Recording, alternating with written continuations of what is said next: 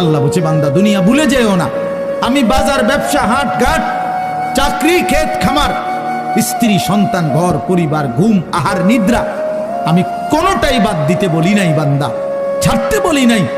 আমি আল্লাহ তোমাদের জিন্দিগি বানাইছি দুইটা, একটা হলো দুনিয়া আর একটা হলো আখেরাত। দুনিয়া তুমি কর্ম করবা আর আখেরাতের জন্য আমল করবা। দুনিয়া কর্ম, আখেরাত তোমার ধর্ম। দুনিয়ার জন্য করবা কর্ম, আখেরাতের জন্য করবা ধর্ম। তো ধর্ম এবং কর্ম, কর্ম এবং ধর্ম মিলবে, তোমার গন্তব্য জান্নাতি হবে। তাইলে এখন হুজুর একটা আশ্চর্য সুন্দর কথা কইছে যে আল্লাহ বলছে বান্দা দুনিয়া তোমার কর্ম, আখেরাতের জন্য তোমার ধর্ম। কিন্তু আখেরাত লম্বা সময়, দুনিয়া স্বল্প সময়।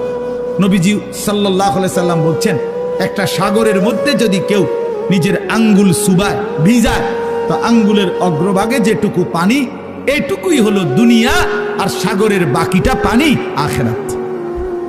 তাইলে আখেরাত লম্বা না দুনিয়া লম্বা বলেন? কিন্তু মজার বিষয় হলো লম্বা হলো আখেরাত, স্বল্প হলো দুনিয়া। কিন্তু আল্লাহ তাআলা আমার হায়াত, আমার সময় স্বল্প দুনিয়ার জন্যই দিছেন বেশি, আর অনন্তকালের আখেরাতের জন্য আমল চাইছেন অল্প অল্প।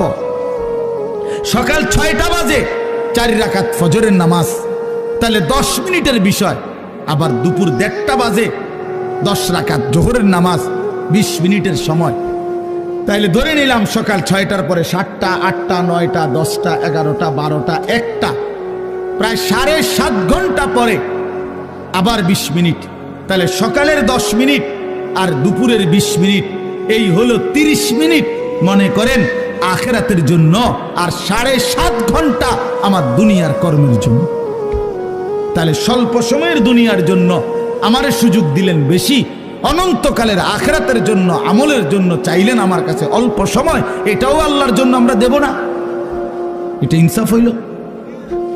এটা বিবেকের দাবি হইল ভাইয়া? অতএব আমি অনুরোধ করছি, মেহেরবানি করে আমরা ভাবতে শিখি। আরে এই বাচ্চা লাগাই দিলেন কেন আপনারা, আবার নামাই দিলেন কেন? তাইলে শেষ, আমার কথা শেষ, আর অল্প একটু কথা। তাইলে আমি বলতে চাচ্ছি, আমরা যদি বুদ্ধিমান হইতাম তাইলে দুনিয়া আমাদের সুন্দরী চলে, আখেরাত সাথে নিলে দুনিয়া লস হয় না। আখেরাত সাথে নিলে 5 ওয়াক্ত নামাজ যদি কেউ মজবুত সিদ্ধান্ত নেয়, এটা কঠিন কিছু না। হালাল উপার্জনের কেউ সিদ্ধান্ত নিলে এটা কঠিন কিছু না। চরিত্র হেফাজতের সিদ্ধান্ত নিলে খোদার কসম এটা কিছুই না। আল্লাহ তাআলা